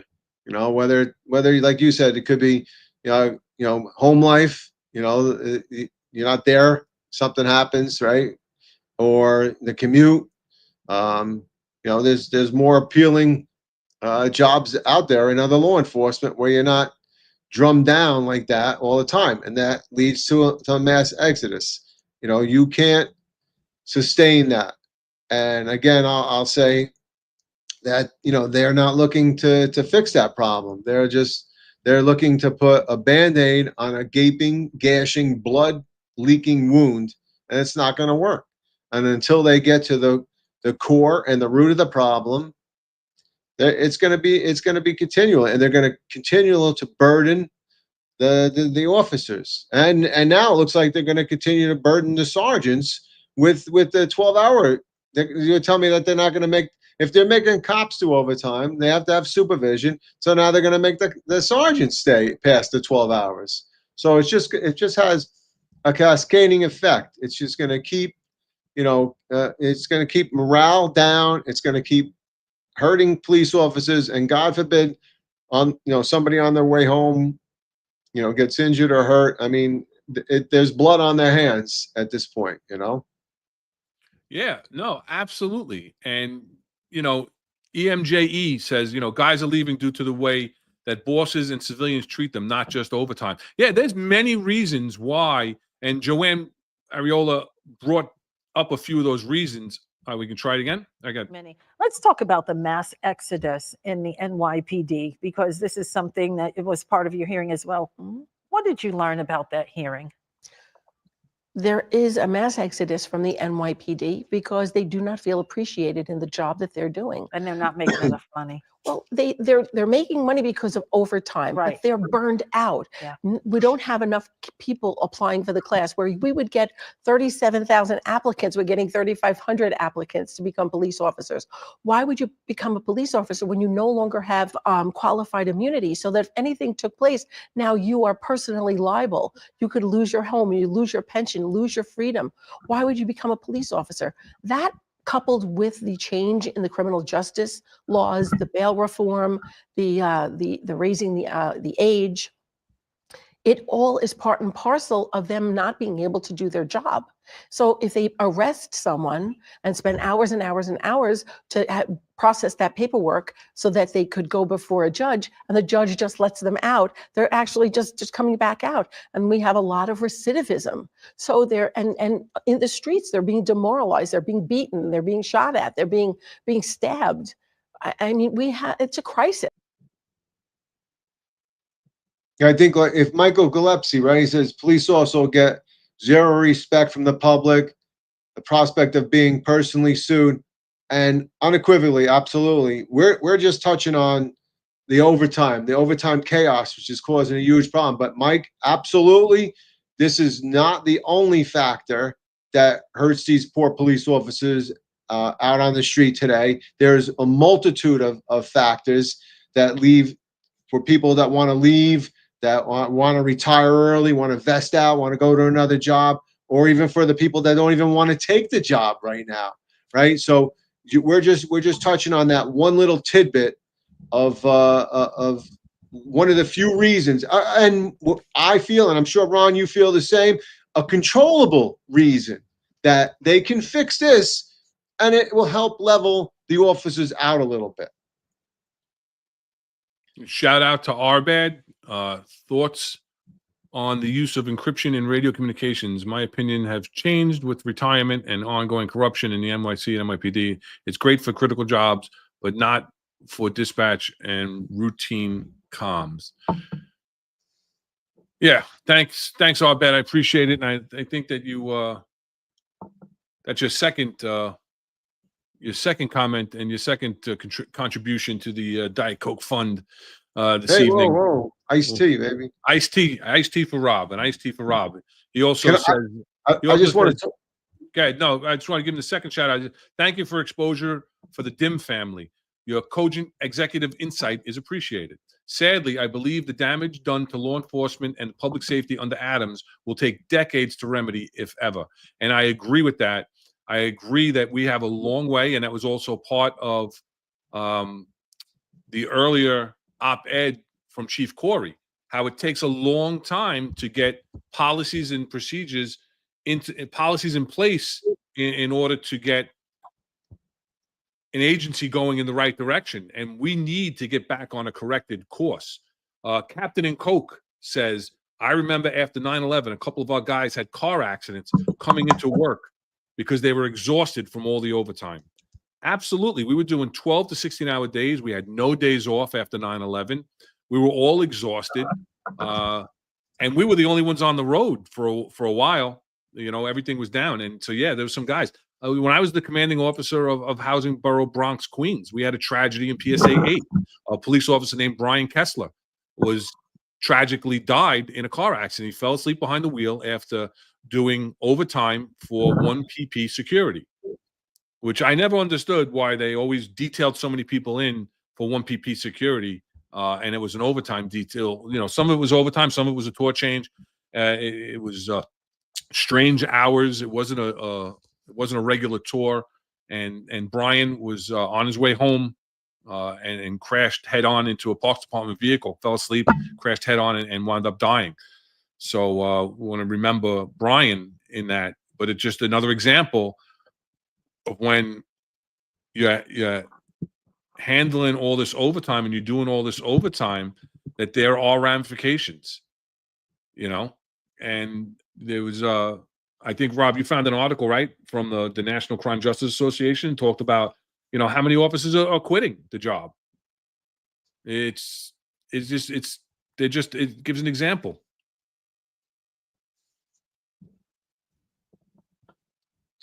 Jack, could you make it a little bigger? I'm old. I can't read that right there, that highlighted part. All right, well, I got it. They talk about. There you go. They talk about two officers that met each other and married as New York City officers. Angelissi and Mike Nesterwitz, right? They married, and all the hours became unbearable. And then it says they each made more than $100,000 a year, but they barely saw each other. Like an increasing number of officers, they found a solution. They quit. They took jobs in Tampa at the Tampa International Airport Police Department, even though the jobs only pay $66,000. Angelissa, 28, says, we live life with no stress. I don't think I'd ever give it up. Right? And then Commissioner Jess Tisch moved out at least 29 officers into new jobs to clamp down on overtime abuse. 16 of them had earned more than $100,000 overtime pay in the fiscal year. I mean, that second part, those people were voluntarily doing the overtime. Those that made over the $100,000 in the 29 people that she moved out, those people voluntarily did that overtime. Those people weren't being forced. Those weren't patrol officers that were coming in hoping to do 8:35 or 12 hours, whichever command that they work in, hoping to get their RDOs after they work their 5 days straight or their 3 days straight for 12-hour tours, and then getting notified that, no, you're not going to have your 3-day swing. You're not going to have your 2-day swing. Here's overtime on 1 or 2 of those RDOs. Those are the people that it became unbearable for. People that volunteered for the overtime, like I said earlier, I don't have an issue with them getting the overtime. I have an issue with the people that fed them so much excessive overtime that it was abusive and it was unfair. It was, you talk about, overtime equality.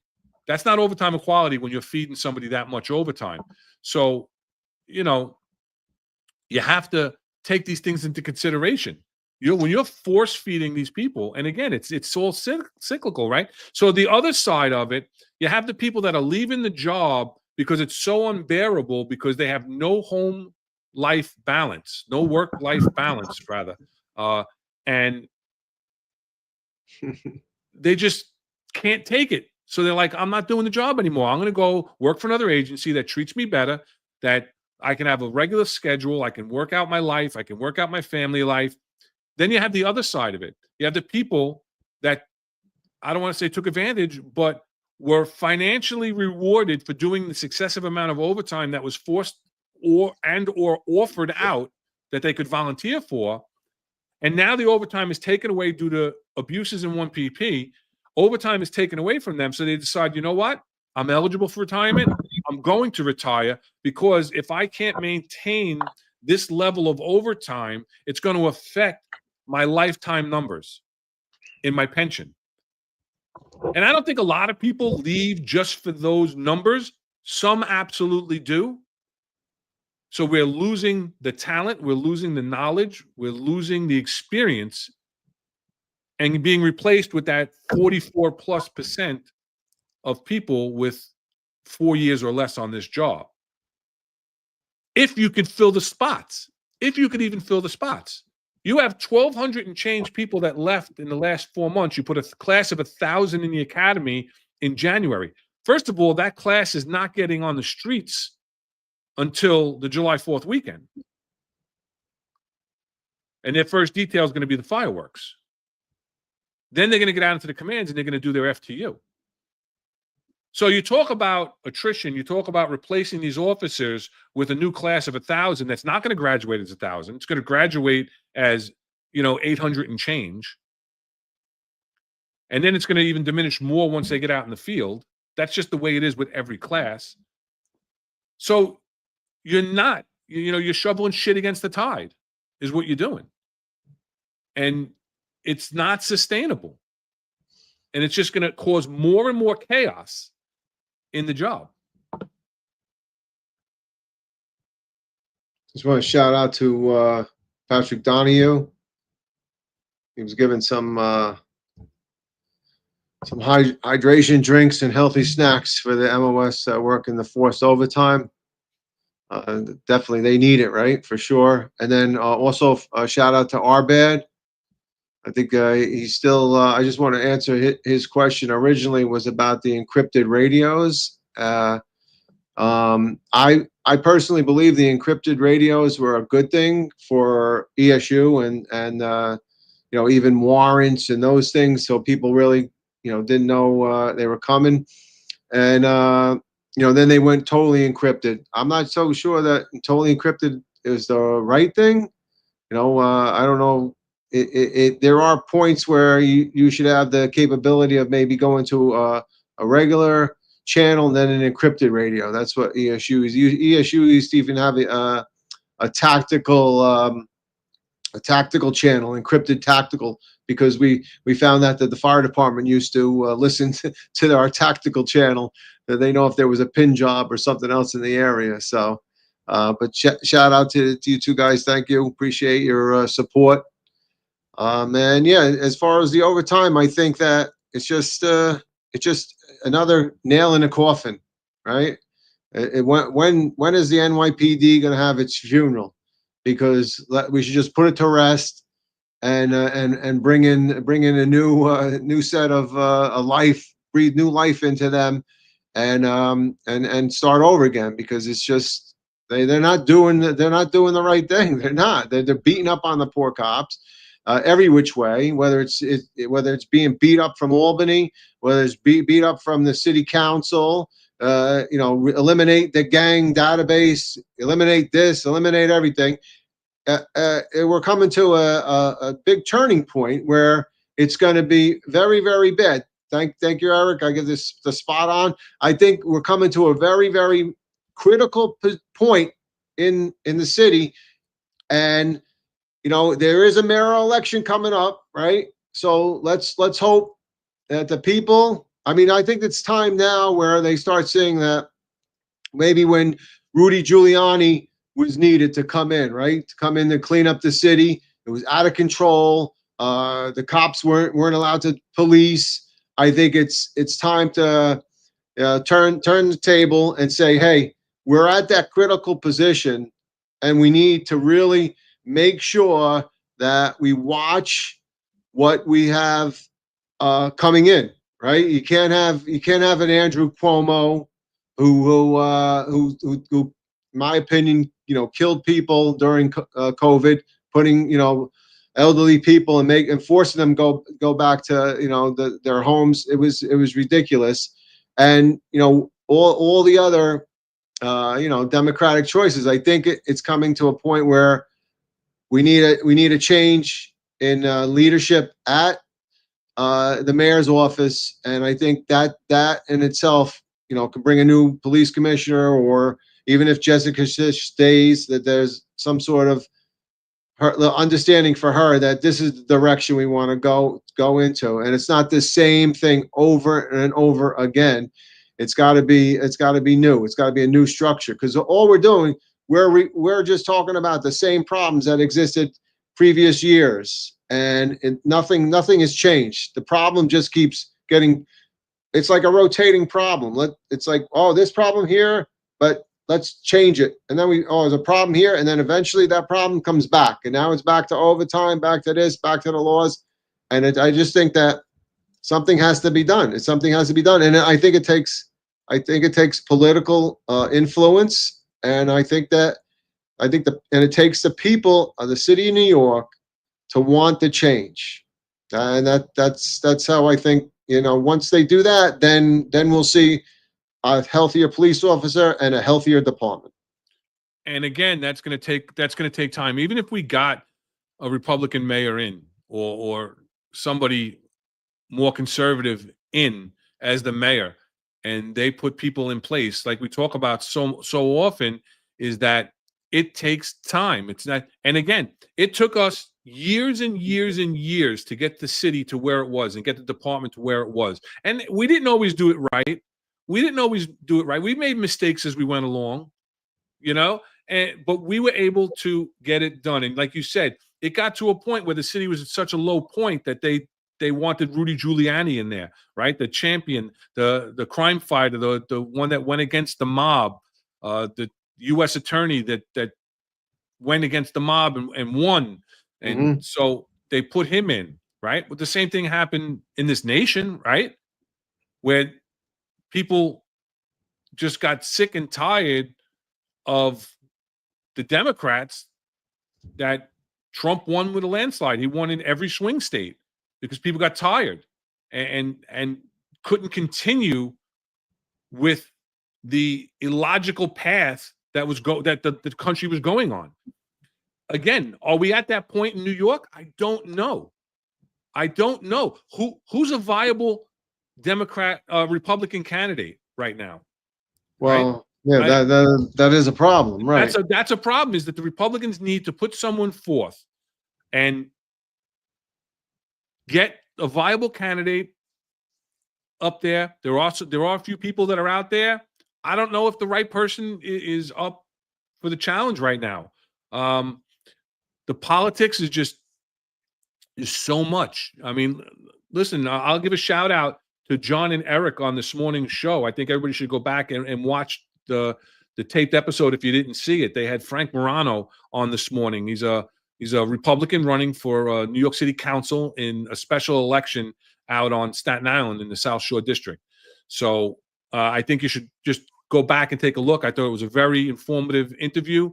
I thought he was very articulate, and I think that it's worth giving him a listen, and especially if you live in that district and that's going to be voting. So, you have, who do you have online? Who do you have, lined up that can come in? The next Rudy Giuliani, if you want to call it. Who do you have? That's the problem with I don't like to talk politics. I'm not a big political person, but I don't see that Republican savior in the queue, ready to come up against Adams for this next mayoral election. I think Eric has a question, right? He says, Ron and Rob, do you think the NYPD can change, or does not change because it's a New York City political structure to the PC being an elected official rather than an appointment?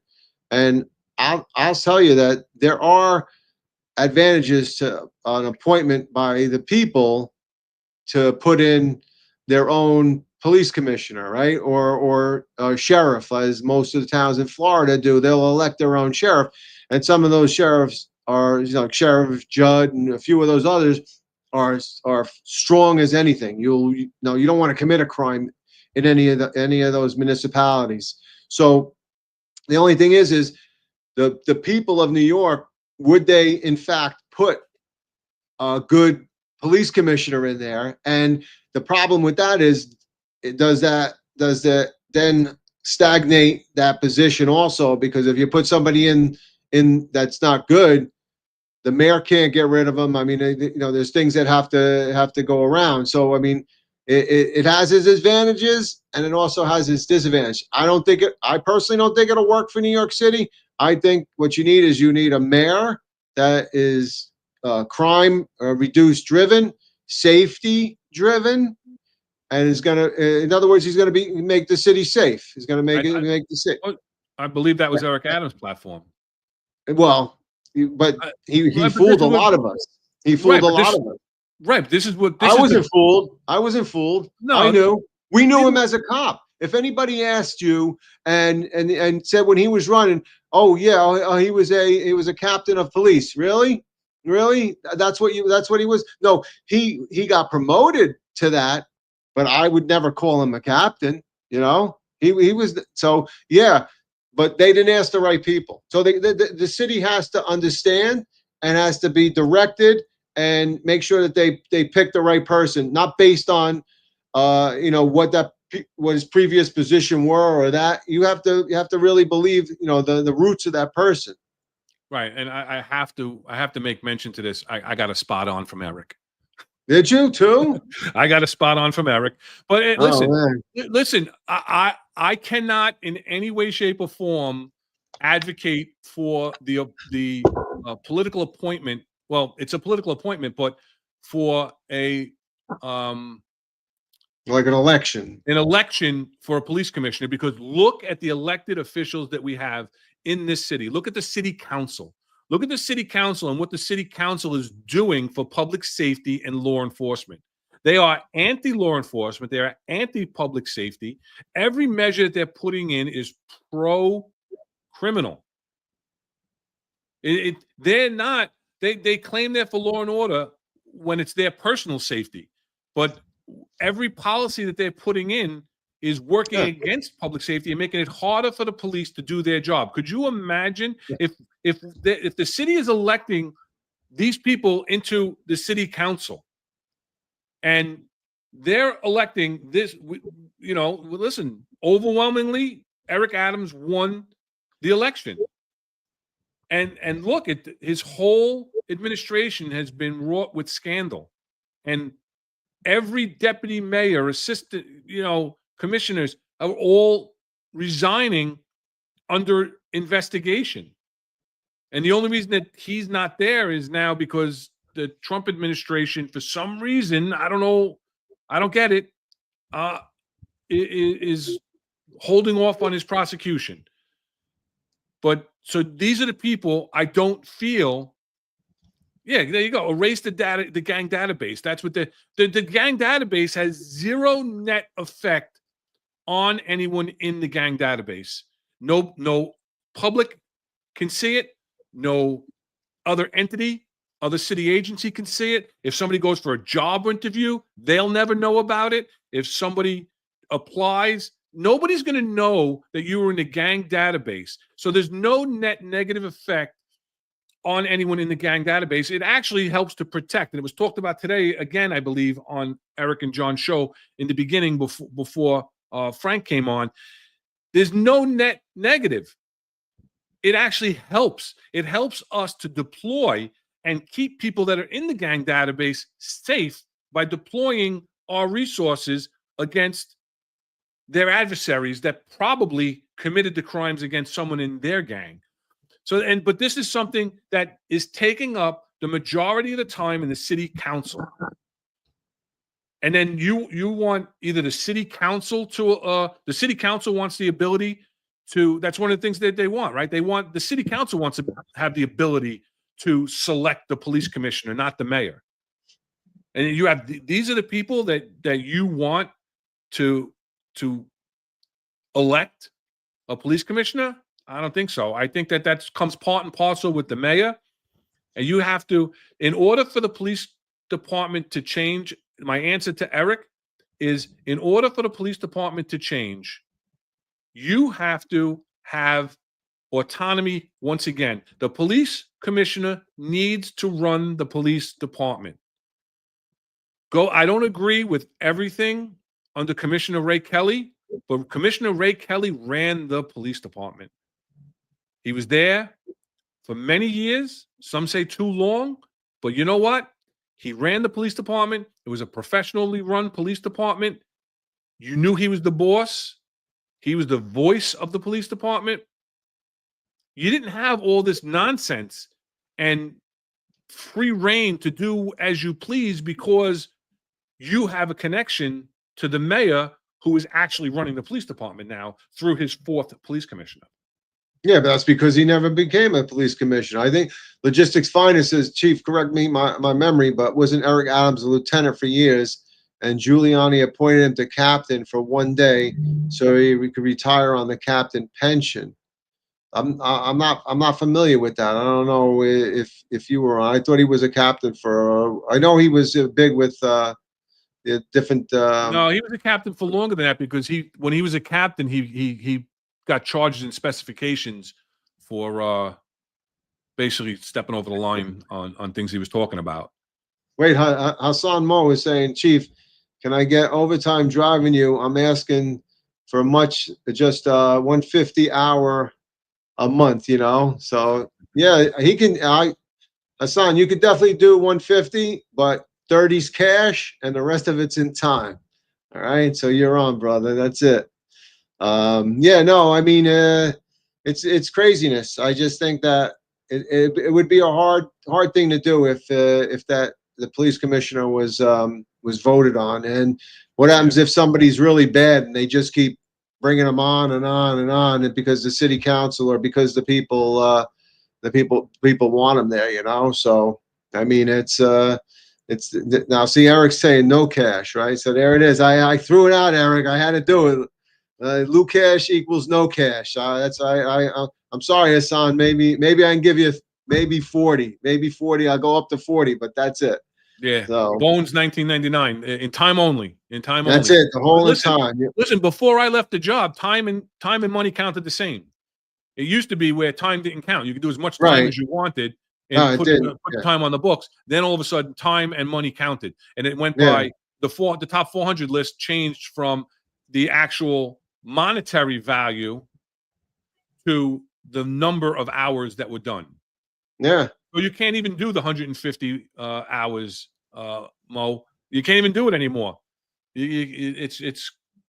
Listen, I think that we've made our point of how overtime touches so many different aspects within the department, and it's the department's in chaos, and a lot of it has to do with overtime. And I think the department being in chaos is due to the fact that you don't have continuity in leadership. I think that has a big part to do with it. And they're using overtime, like you said, to try and compensate for things like the lack of manpower. And the lack of manpower comes from a lot of different issues of why people are leaving and not staying on this job, using this job as a catalyst for another job, coming and taking our experience in the police academy and being able to put on paper that you were in the NYPD, which I don't believe means as much anymore. You hear from other agencies and everything, like what the hell is going on in New York? You know, Eric's down in Florida. You guys are down in Florida. You talk to local law enforcement. They're like, you know, you guys used to be creme de la creme. You know, we were the top notch. We were the top tier in policing. I don't see it. I don't see that we're seen that way anymore. And I think a lot of it has to do with the chaos that's going on. And I think that the overtime issue is going to continue. It's going to come back as soon as the weather starts warming up. And we're going to have this issue once again. And we're going to have problems with it. Yeah, that doesn't help now with you know, those extra tours, and the overtime is just going to compound things. It's definitely it's not good, you know. Earlier, I just want to go back. I play video games. Remember, he asked about the MTA PD. We said we were going to get back to that. That was early on in the show. You know, I don't know much about the MTA police. I mean, I've never never heard anything bad about them. You know, I think it's a good department.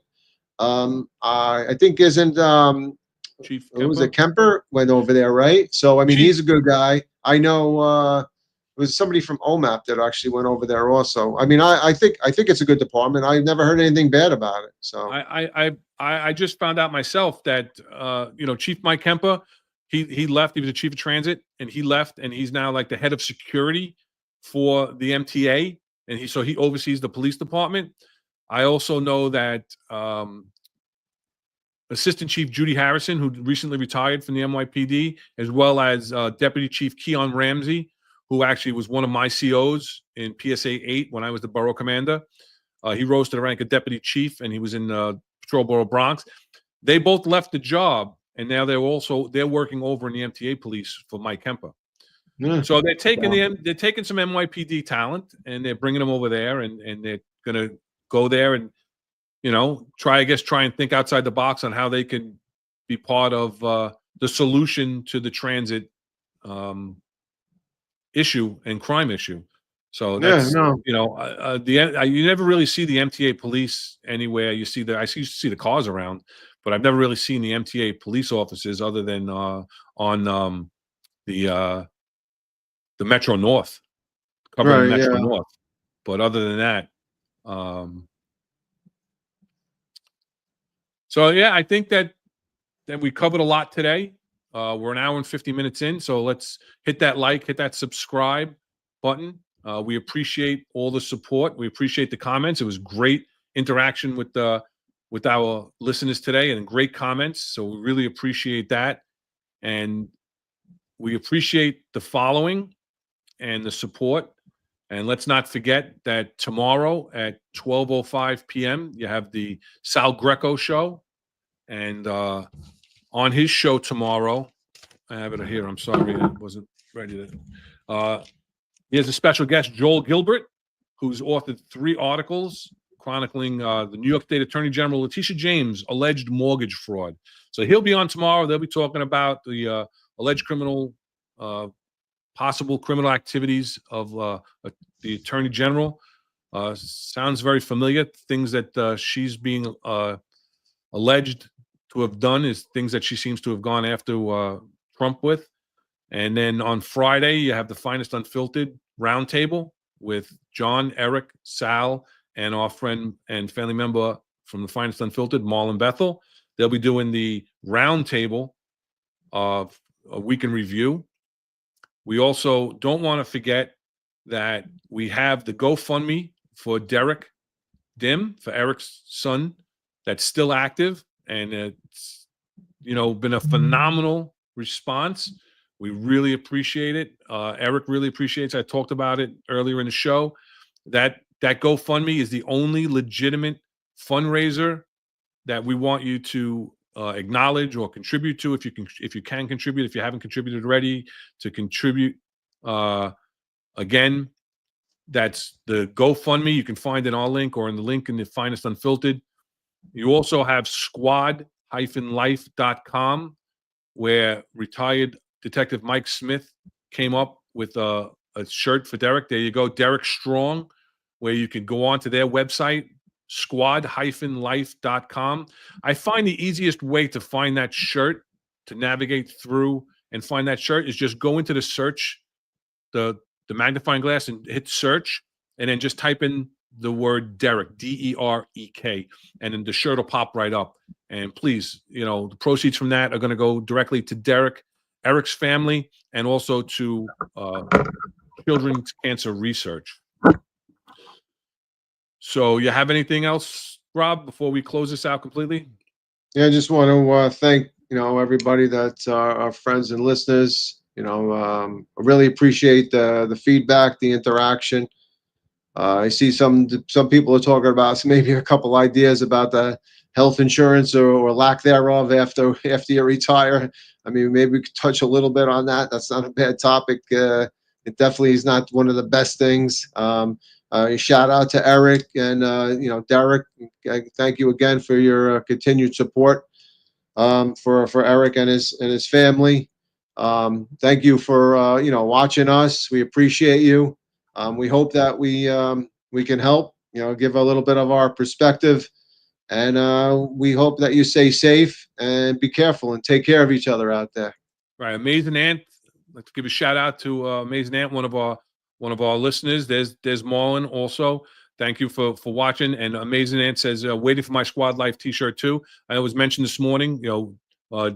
Both Rob and I have also ordered it. And listen, I think it's a good thing that they may be backlogged a little bit trying to get those shirts out, because I think that the response has been overwhelming, like the rest of the response for Derek and his family. The podcast world, the martial arts world, the Marines, the law enforcement. Thank you to everybody for all your support. And we'll be back next Wednesday, 5:05 live here for the Executive Perspective. Until then, stay safe, everybody.